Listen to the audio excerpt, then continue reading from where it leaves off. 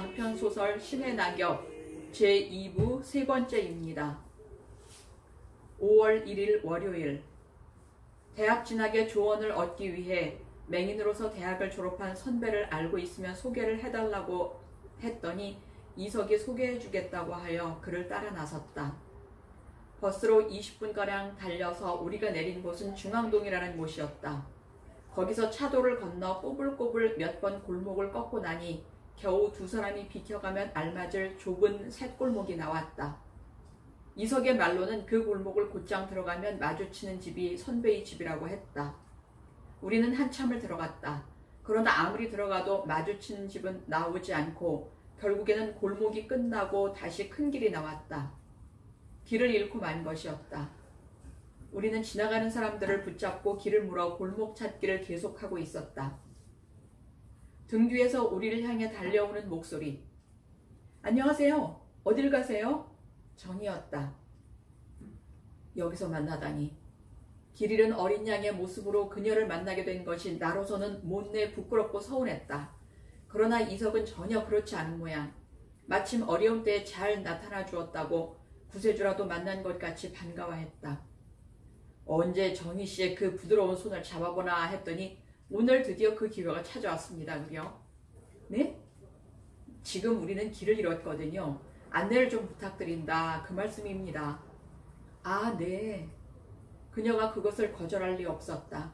그녀는 누구 손을 잡아줄까 잠시 머뭇거리다가 아무래도 불안한 쪽이 내 쪽이라고 생각되었는지 이죽거리는 이석을 놓아두고 내 손을 잡아주었다. 그녀에게 손을 잡힌 나는 심한 마음의 불안을 느끼지 않으면 안 되었다. 실수를 하면 어떻게 하나 해서였다. 마음의 불안은 사지의 경직을 불러왔고 사지의 경직은 염려하던 실수를 불러오고 말았다. 그녀의 발을 여지없이 밟아주고 만 것이었다. 발을 밟아주고 만 나는 다시는 걸을 수 없을 듯이 그 자리에 우뚝 멈추어 섰다. 왜 그래 허빈? 내가 갑자기 멈춰서자 나를 붙잡고 따라오던 이석도 나를 따라 멈추어 서며 무슨 일이냐고 궁금해했다. 아무 일도 아니에요. 발을 밟힌 그녀가 얼른 내 실수를 덮어주었다. 그리고 나서 그녀는 내 실수가 마치 자기 불찰로 인한 것이라는 듯 옆으로 바싹 붙어서며 힘껏 팔짱을 끼워주었다. 덕분에 다시는 아무 실수도 하지 않고 목적하는 선배의 집까지 무사히 찾아갈 수 있었다. 집 앞에서 그녀를 보내고 우리끼리 집 안으로 들어서며 이석이 간지러운 목소리로 귀에 대고 속삭였다. 어떻던가? 손길이 부드럽던가? 겨우 손길인가? 겨우 손길이라니? 자넨 그럼 뭐가 궁금한가? 아닐세, 아니야. 나는 그만 입을 다물어 버렸다. 5월 10일 수요일. 바닷가라 그런지 바람이 심하다. 바람만 심한 것이 아니라 바람에 실려오는 먼지 또한 심하다. 교실, 복도 할 것 없이 걸레질을 하고 돌아서면 이내 다시 먼지가 쌓인다. 게다가 요즘은 봄바람이란 놈이 한창 극성을 부리는 통에 먼지가 다른 때에 비해 곡으로 쌓인다. 아침에 등교를 해서 보면 책상과 의자가 겹겹이 먼지를 뒤집어 쓰고 있다. 우리는 매일 아침 그 먼지를 닦아내느라고 한 차례씩 소동을 피우지 않으면 안 된다. 그런데 오늘 아침에는 등교를 해서 보니 책상과 의자가 말끔하게 걸레질이 되어 있었다. 기분이 상쾌했다. 누구라 이렇게도 고마운 사람이 있었을까. 그러나 걸레질이 되어 있기는 내 책상과 내 의자뿐인 모양이었다. 옆자리의 다른 친구들은 오늘도 걸레질을 하느라고 다른 날과 마찬가지로 부산하게 움직이고 돌아갔다. 이석도 마찬가지였다. 이석은 부지런히 걸레질을 하고 나서 걸레를 내게 넘겨주었다. 내 책상과 의자는 걸레질이 되어 있다는 것을 아직 모르는 그였다. 나는 걸레가 필요 없네. 기분이 좋아 나는 싱글벙글하며 말했다. 걸레가 필요 없다니? 이석이 이상하다며 내 책상을 만져보았다. 아니, 걸레질이 되어 있잖아. 그가 소리쳤다. 누군가 걸레질을 해준 사람이. 누군 누구겠나. 착한 사람일 테지. 알겠네. 알겠다고. 그는 당장 이 착한 범인을 찾아내고야 말겠다고 주책 없이 떠들고 나섰다. 자기 책상과 의자는 그대로 놓아두고 내 책상과 의자만을 걸레질 해준 것이 배가 아파 그냥 있을 수 없는 것 같다. 사람이 좋으면 다 이런 득도 보게 마련이지. 내가 그를 약 올려주었다. 어디 나도 사람이 좋다는 말 한번 들어보고 싶군. 그는 기어이 시끄러운 수사를 진행시켜 나갔다. 이석은 먼저 자수를 권해보았으나 자수에 오는 사람이 없었으므로 짜장면 한 그릇을 현상으로 내걸고 제보자의 신고를 기다려보기도 했다. 역시 신고에 오는 제보자가 없었으므로 다음으로 그는 교실에 제일 먼저 입실한 사람을 찾아보았다. 아무도 모르는 것으로 보아 교실 안에 아무도 없을 때 걸레질을 했을 것이기 때문이었다. 그러나 다들 가방만 갖다 놓고 들락거렸기 때문에 누가 먼저 입실했는지 알 길이 없었다. 이석은 수사의 방향을 여학생들 쪽으로 좁혀 놓았다. 자기 책상을 닦기도 귀찮아하는 남학생이 남의 책상까지 닦아주었을 리는 만무하고, 또 남학생이라면 책상을 닦아주고 나서 입을 다물고 있을 리도 없을 것이라는 것이 그의 주장이었다. 그러나 여학생들로 좁혀놓고 난 다음부터 그의 수사는 진척을 보지 못했다. 이석은 어림짐작으로 넘겨짚기 시작했다. 의심이 가는 사람이 딱 한 사람 있기는 한데 그는 자신이 없다고 혼잣말하듯 했다. 교실 안의 학생들이 일제히 그 사람을 밝혀보라고 했다. 이석은 자인을 짚었다. 자인이 펄쩍 뛰었다. 이유를 말씀해보세요. 왜 절 의심하시죠? 이유? 이석은 난처했다. 네, 이유 말이에요. 자인은 더욱 강하게 나왔다. 절 의심하는 데는 그만한 이유가 있을 거 아니에요. 있지요. 이유가 있지요. 이석은 용기를 내었다. 첫째, 자인 씨는 아직 애인이 없다는 점. 애인이 없는 사람이 어디 적군인가요? 그렇지는 않지만. 그리고 둘째 이유는요? 둘째 이유는 글쎄요. 우리 반에서 자인 씨의 마음씨가 제일 착하다는 점을 들 수 있을까요? 이석은 얼버무리고 말았다. 이석과 자인이 그렇게 입씨름을 하고 있는 동안 내 발밑에선 무엇이 밟히는 것 같은 감각이 있어서 무엇일까 하고 주워보았더니 손수건이었다. 물기가 촉촉히 배어있는 손수건은 내 발에 짓밟히고 짓이겨져서 구겨질 대로 마구 구겨져 엉망이 되어 있었다. 웬 손수건일까?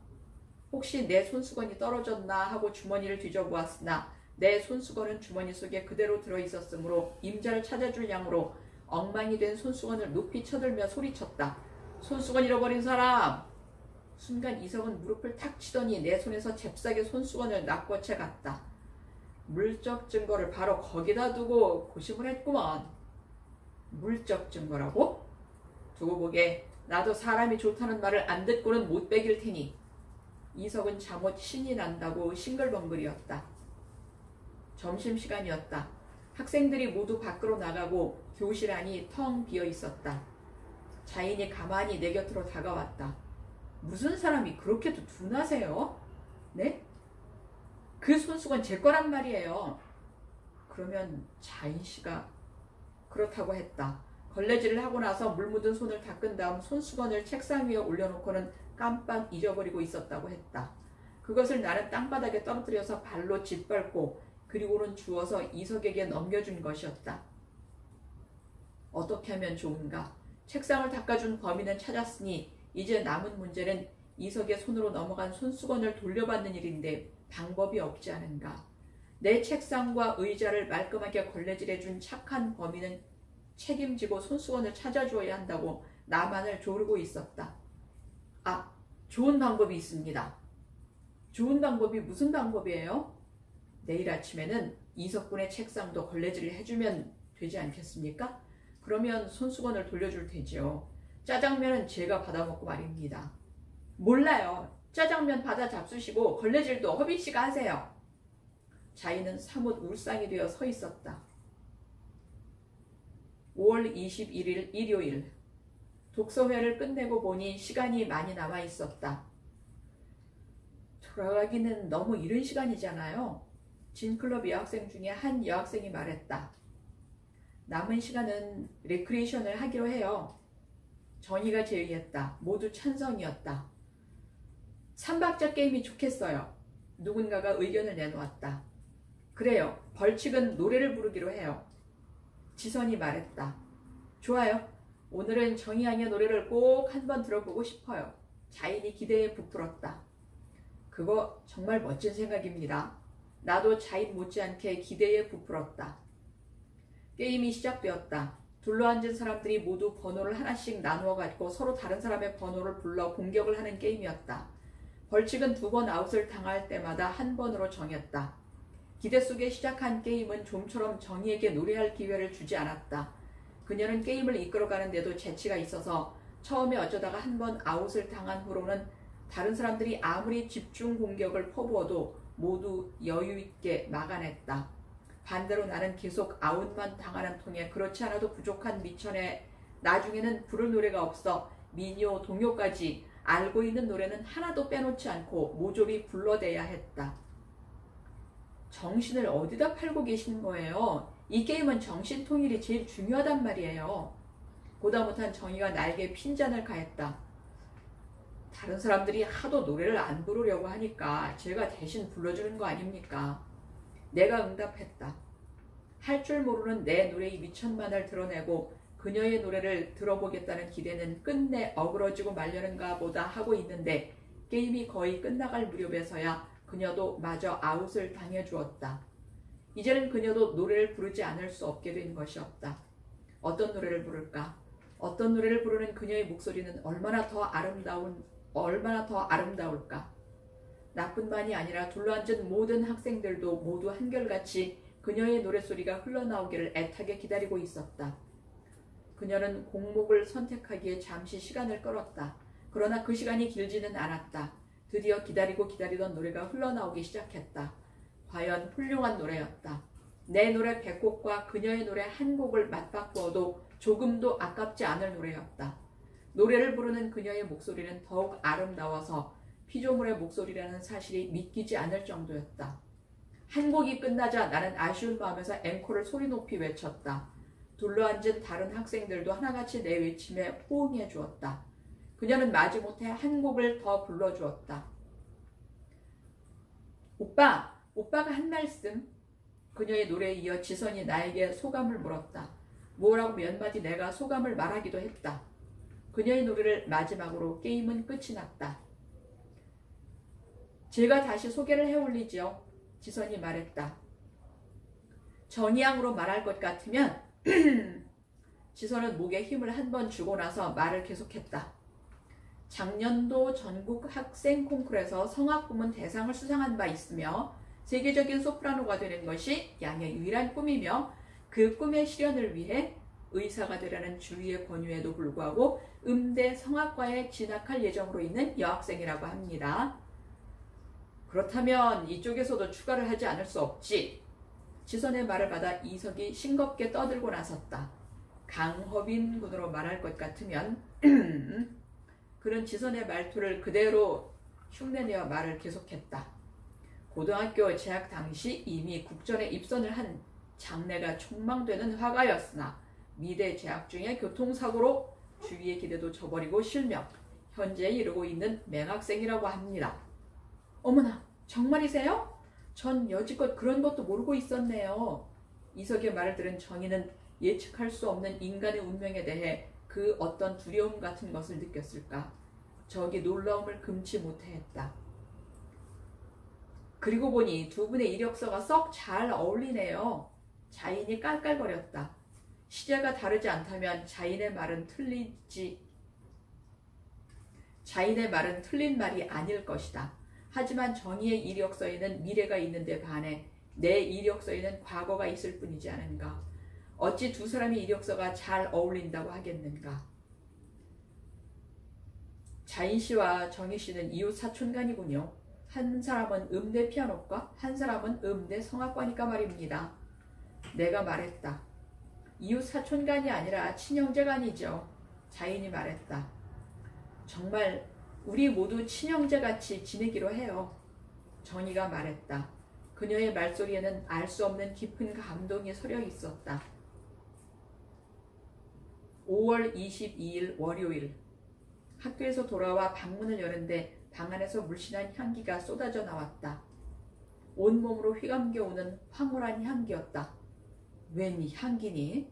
나는 가슴 가득 향기를 들이마시며 방 아이들을 향해 탄성을 내질렀다. 형, 책상 위에 좀 만져봐. 태진이 나를 기다리고 있었던 듯 얼른 내 손을 잡아 끌었다. 책상 위엔 한아름의 장미꽃이 유리병에 꽂힌 채 소담하게 놓여 있었다. 웬 꽃이지? 정희 누나가 다녀갔어. 그러면 정희 누나가 이 꽃을? 웬 정성일까 싶었다. 나는 떠날 줄 모르고 꽃병 앞에 서 있었다. 흰색의 꽃인지 빨간색의 꽃인지 황색의 꽃인지는 알 수 없었으나 그 향기만은 가히 나를 사로잡고도 남음이 있는 꽃이었다. 한 소녀의 부드러운 영혼이 사뿐히 내려앉은 것만 같아 그 앞에 얼굴이라도 파묻고 싶은 심정이었다. 서곡에서부터 무척 부드럽게 울리는 모양인데 나를 뒤따라 들어온 이석이 등 뒤에서 이죽거렸다. 형, 그게 무슨 말이야? 태진이 이석에게 물었다. 글쎄, 무슨 말인지 허빈형한테 물어보렴. 허빈형, 그게 무슨 말이지? 그건 말이야. 형. 이석이 형이 잘 모르고 하는 소리야. 나는 태진의 의문을 풀어주느라고 진땀을 빼지 않으면 안 되었다.